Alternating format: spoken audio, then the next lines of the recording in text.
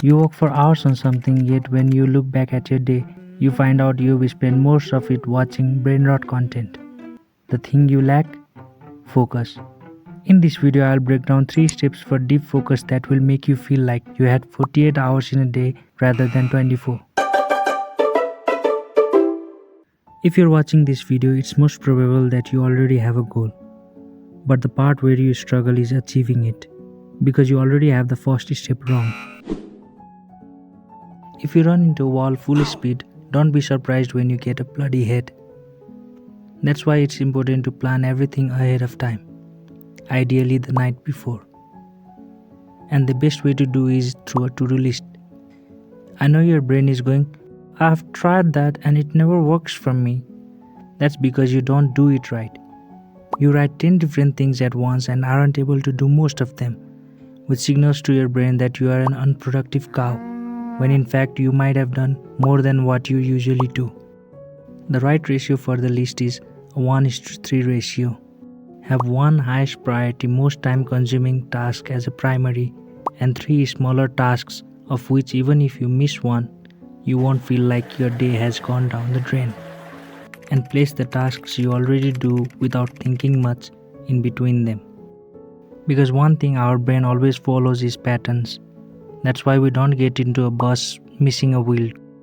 1. We know something is wrong, and 2. We are not ready to sign off our life to Jesus yet.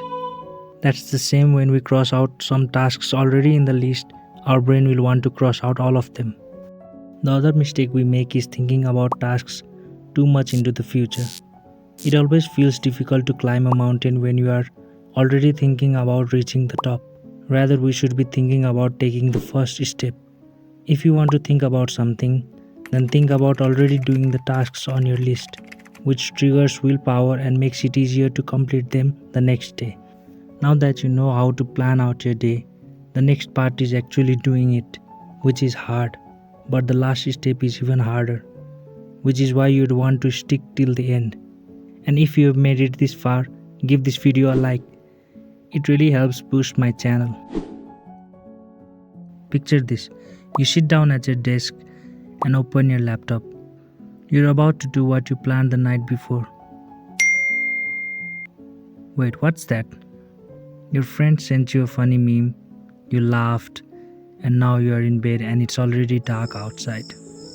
You fell into the trap of dopamine, and your friend is the culprit.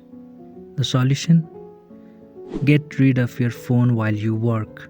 Throw it into the ocean with a weight attached to it. Don't like that?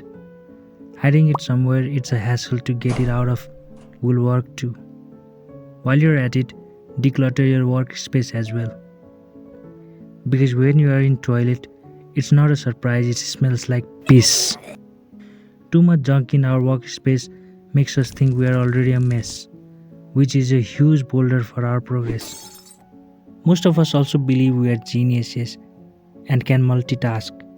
We can't. It's always better to go hard at a single thing and be the best at it, rather than go do 5 different things and be average at all of them. Also keep a pen and paper with you, because when you make progress, you start having daydreams about showering in pure cash, and you get into a thought loop. When you start having such thoughts, write them down to address later. Now comes the step that is the hardest of them all. Most of us live in this illusion that progress looks something like this, when in fact we do make progress in the starting days, after which we enter this dip, where we feel like we are not growing and most of us quit.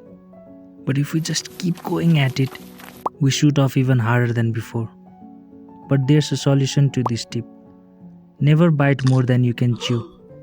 The initial days are where we feel the most energetic, which is why we set out full throttle, but the goal with consistency is to start small and build from there. As much as you want to do everything possible, hold yourself back for those starting days, because when you do, there's a very low chance you'll burn out. And as you keep making yourself stronger, that's when you can always add more. And then when you hit the dip, that's where visualization comes in. Visualize the things you'll have when you achieve your goals. Feel all the emotions and visualize yourself already eating the fruits of the hard work you are doing. This is the only thing that keeps us going through the hard days, and we never have to look back ever again. There you have it. The only 3 steps you need to be a focused god. If you want to know how David Goggins beats procrastination, click on this video.